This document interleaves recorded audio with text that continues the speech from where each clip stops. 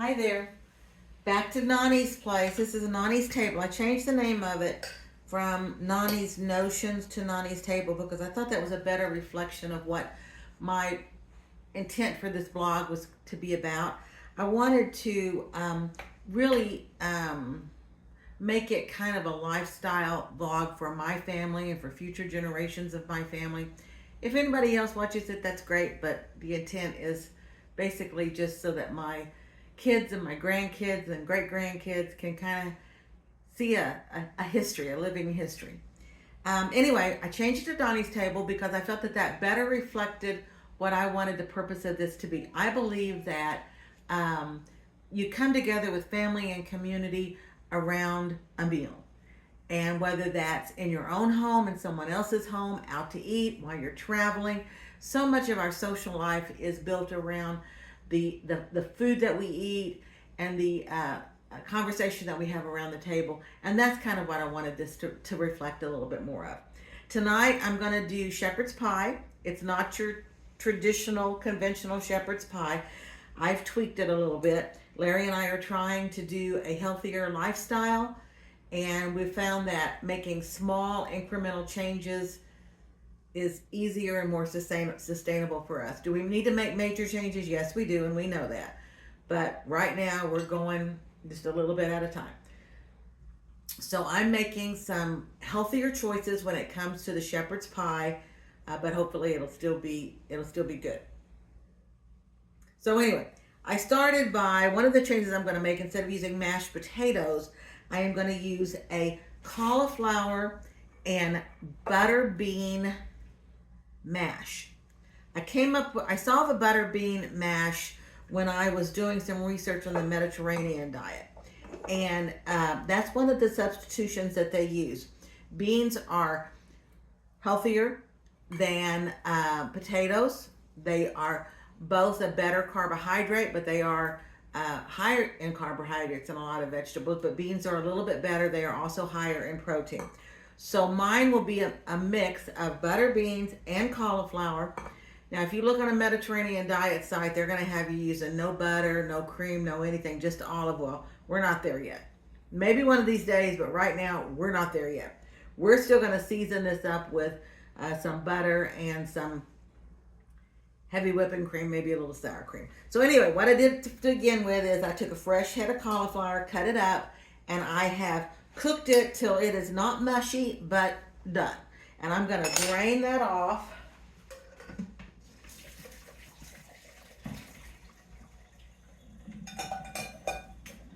Put it back in the pan, and put it back over on the stove, and just let some of that moisture go out of it. I'm just going to put it on a real low heat. The stove's over there. Put it on a real low heat and just let it cook up some of that moisture. I've also taken 4 fresh carrots. They've been peeled. I haven't chopped them yet, but they've been peeled and washed. I'm going to be using my Beautiful, that's the brand name, Beautiful cooker. It's a 10-in-1 cooker.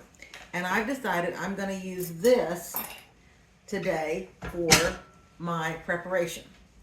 And it took me a little while to figure out how to work this thing. But once I have kind of figured it out, I do like it. I am going to use olive oil to prep that, but I'm going to do that after I brown my meat. Now, I'm going to use a half of a package of pork sausage. I'm not sure how healthy that is for you. They do call it the other white meat, so I don't know. And I'm also going to use a 3/4 of a container of 80-20 ground chuck. Now, I would normally do better than the 80-20, but that's what I've got. I'm going to break that up a little bit because it does make it easier to brown evenly. And the sausage just adds a little bit different element of flavor to it. So anyway, I'm going to do that. I'm going to brown that up, get all the grease out of it. I might show you how to do that, and then I'll come back in a minute. I'm back. Okay, I'm going to chop up this mashed up, whatever you want to call it, this beef and sausage mixture until it gets good and brown. This is a very handy little tool to have. It is a smasher, a ground beef chopper, smasher, something like that.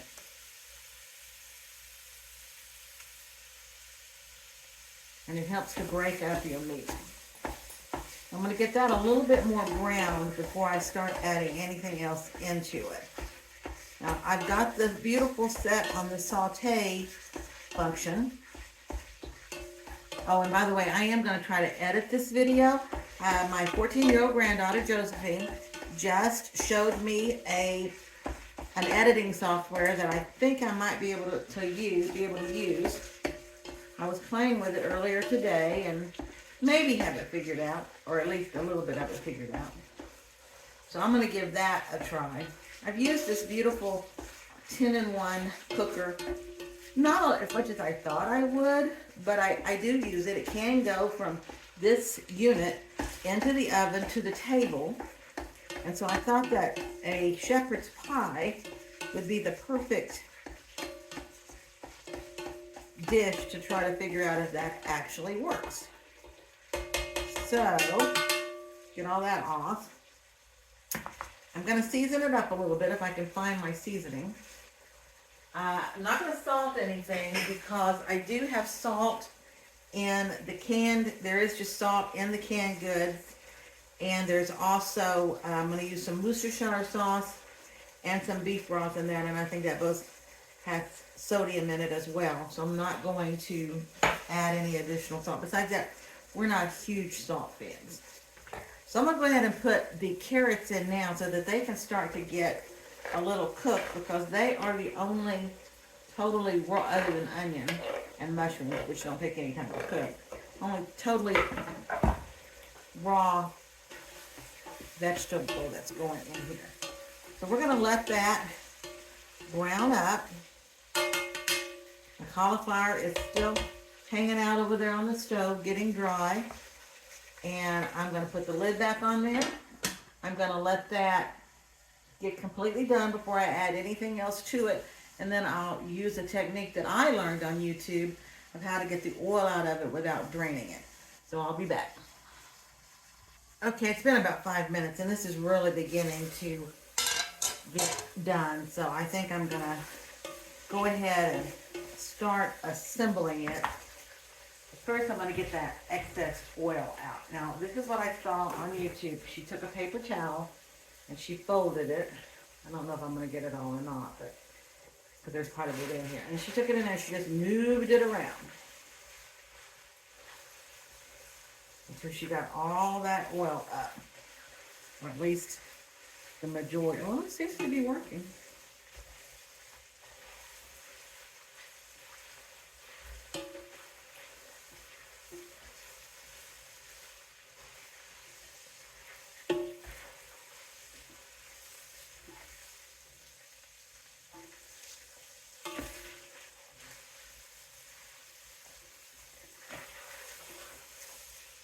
Yep, that's really worked.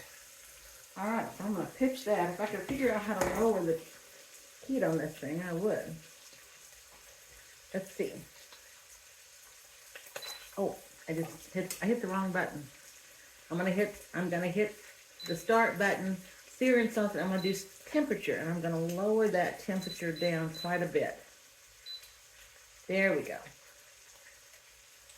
Now, I think I lowered it all the way down to 280 because it had been set on 350 and it was really bubbling. I think I'm going to do another one of those. My hands were clean in case you're wondering. All right, I think that's good enough. I'll throw all of this away.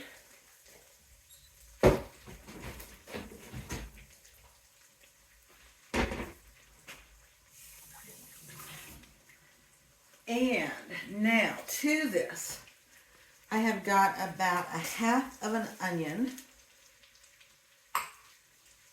that we will add. Yeah, that really slowed it down. Didn't want my garlic to burn. I'm going to add about a teaspoon, and it's not a real live teaspoon, so I'm going to give it a heaping of garlic. I had some leftover corn, so I'm even going to put that in there. Got some butter in that corn. This was from a meal Larry and I had earlier. And I'm going to stir that up. You don't want to use anything that's metal in this because it does have one of those non-stick linings. It's looking pretty good. Wish I could show it to you. Can you see? There you go. It's looking pretty good. It's got the onions and the meat and the carrots and the corn in it. Now I'm going to add some peas to it. I went ahead and drained the entire can, but I'm not going to add the whole can to it. Let's start with a cup and see what that looks like. We both love peas, but you can even have too much of a good thing, I guess. I'm not going to add any potatoes to the mixture itself, but I am going to add some beef broth. Maybe half a cup to start with. I'm going to add a can, and I know that this is not the healthiest, and I know that everybody will have to say something about it. You can make your own mushrooms, cream of mushroom soup, and I'm going to start with a half a can and see what that gets me. And I have made it before, and it really turned out well. But this is a easy version. I think I might have to go in with a little bit more of something. And I do need to find my mushrooms. I forgot about them. Yeah, I'm going to need a lot more because there's not nearly enough gravy to this. And that's Larry's favorite part. So I'm going to go in with a little bit more beef broth to give it that beef flavor. And then we will put the lid back on it, let it saute just a little bit more. I'm going to raise that temperature up just a little bit.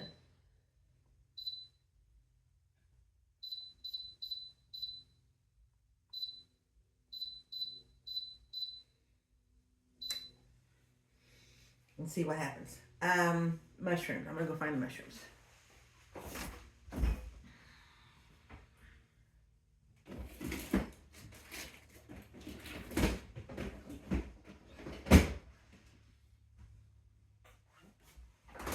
Gonna have to put you on pause because mushrooms may be out in the other refrigerator. I'm back. Okay, I've taken my mushrooms, I've washed them. I didn't just take a paper towel and dab them. I literally washed them. I know what these puppies are grown in.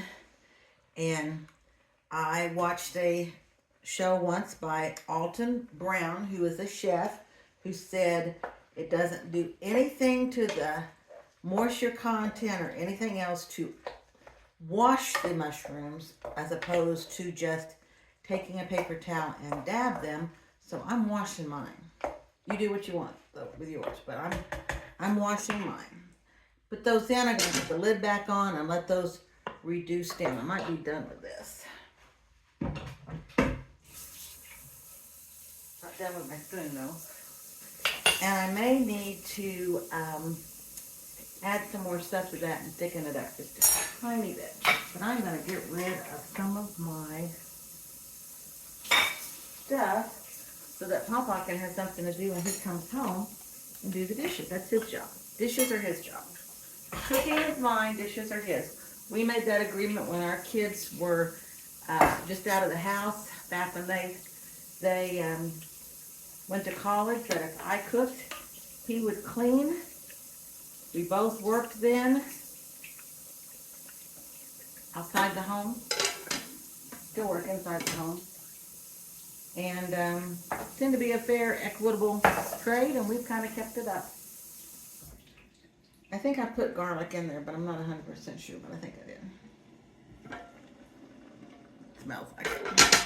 It's looking pretty good. I'm going to have to thicken it somehow, and I'm not real sure how to do that and not use cornstarch or flour. I do have arrowroot flour, so I've never used that, but I might give that a try.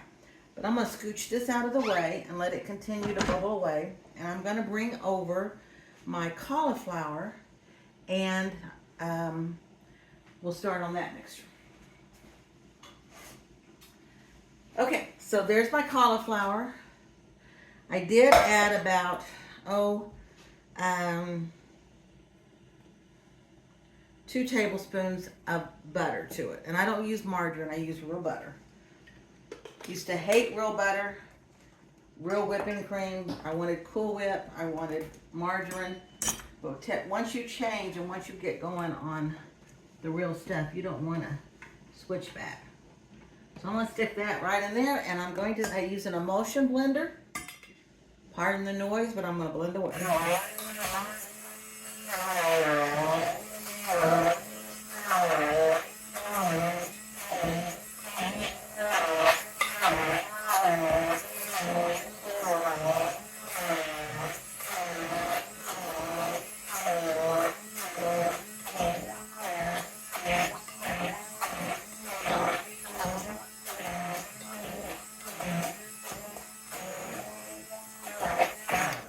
Two tools I would not want to do without in my kitchen is this little puppy and my KitchenAid blender. I've had that blender for almost 20 years. Almost. Hope I didn't just jinx it.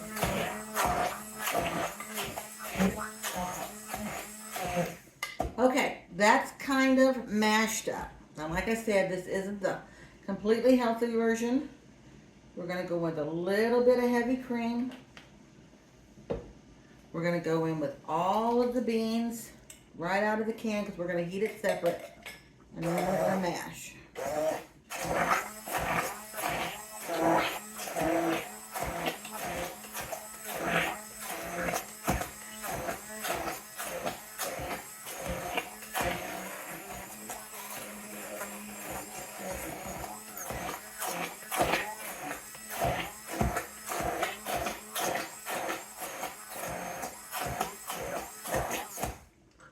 We're going to use a little bit of pepper, if I can find what I did with it. No salt. I'm not going to salt it because of the butter beans. I use salted butter, and we don't want this dish to be any saltier than what it needs to be.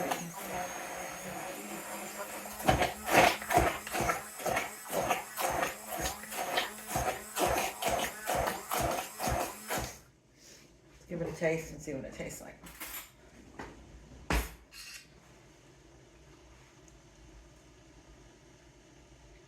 Pretty good.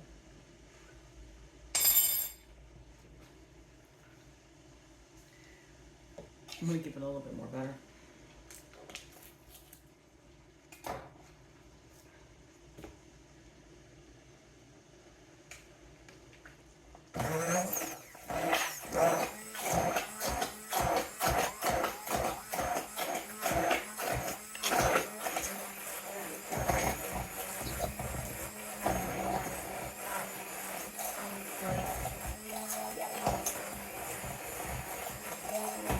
I will say this, if you want to make it a little healthier, you don't want to use the heavy cream, you could use Greek yogurt, you could use, I'm turning that off. You could use Greek yogurt, you could use cottage cheese, that would put some protein in it. You could use sour cream. Cream cheese probably would be just as bad as heavy cream. But anyway, I think we're going to call that done.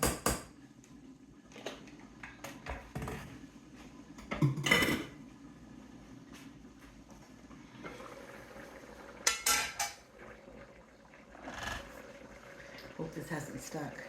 Nope. One of the advantages, I guess, of doing it in this, but there is too much moisture in it. So I am going to have to thicken it up. And I think I'm going to try arrowroot powder. I just bought some at the Amish store and I've never used it, so I think I'm going to try that. But it does need to be considerably firmed up. Can you see that? So, I'm going to put you on pause. I'm hoping I can edit all this out, but if not, you're going to get the whole thing. But I'll put you on pause. Okay, I don't know how to do this with arrowroot. Here, I've never done it. But I'm going to assume that you do it like you would cornstarch rather than flour. Flour you put in cold cornstarch you put in, you put in, I guess you do the same thing for both. I don't know, do you put flour in corn?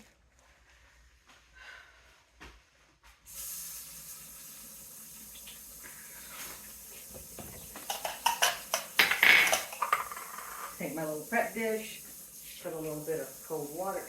Let's not do it that way. Let's do it. Let's do the arrowroot powder first, then the cold. Might end up using less arrowroot powder that way. Let's start with a good-sized teaspoon, table teaspoon. Do a little bit of water. Oh yeah, it has the cornstarch consistency. Definitely not the flour consistency.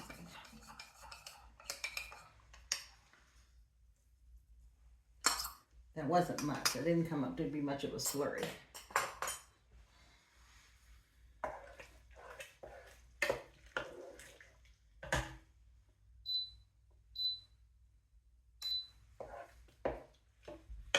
So let's see what that does.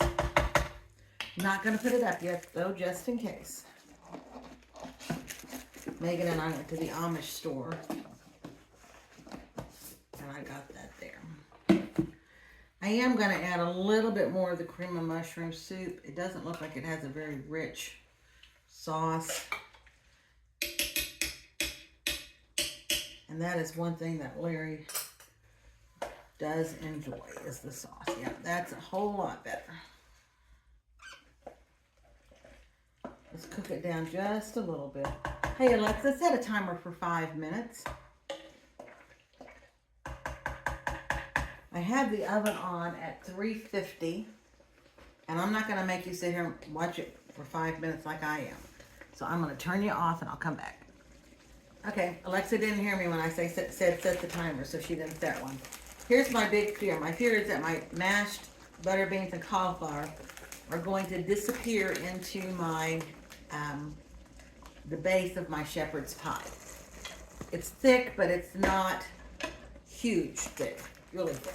So I'm going to take and I'm going to do a layer of cheese on top. A lot of shepherd's pie will put cheese on the top of the potatoes to get a crust. And I'm going to do it a little bit opposite, just so I can see if that will help keep the two from merging as they bake.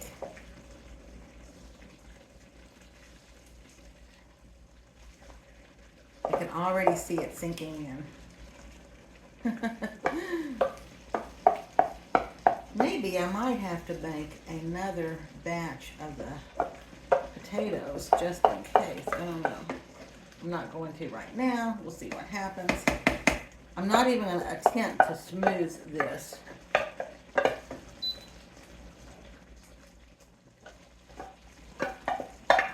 Because I'm afraid if I do, and maybe I will a little bit, but I'm afraid if I do, it will just totally disappear. And I'm going to bake it uncovered. I've got the stove going at 350. I'm going to grab a pot holder.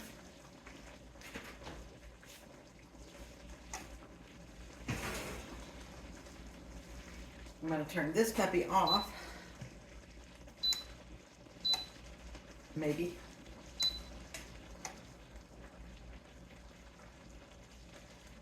And I'm going to go ahead and put this in just enough to try to get a little bit of a crust on that. Try to get a little bit of a crust on that. Got some dirty dishes. Gonna have to figure out how to turn that thing off by the button, but that works. And hopefully when I come back to you, I'll be pulling out a beautifully browned and firm shepherd's pie.